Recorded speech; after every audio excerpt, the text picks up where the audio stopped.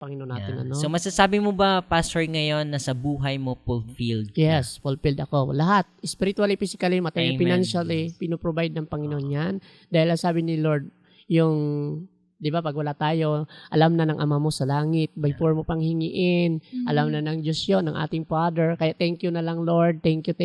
Di ba? Ganun na lang sinasabi ko, Lord, alam mo mga bayarin, mga lahat. Yeah. Kaya, kahit tayo ay mga walang, di naman sinasabi ko walang trabaho, pero God is provide sa buhay natin. Amen. Na may magagawa tayo kung si Lord ay nasa puso Amen. sa buhay Naalala ko, natin. Pastor, yung Psalm chapter 23. Actually, madalas natin nung naririnig, ang Diyos ang aking pastol, hindi Yes, ako totoo magkukulang. yun. So, yun ang heart ng bawat isa sa atin.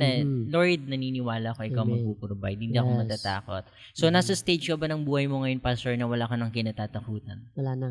Ay, grabe, Talagang direkta. Yeah. Bakit? Yun ang gusto Kasi, ko.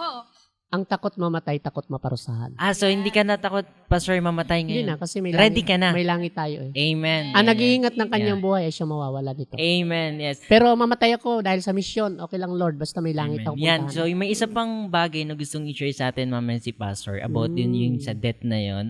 Ay, si-share sa atin, actually, yun ang nag-touch sa heart ko na sinasabi ko kanina sa introduction natin.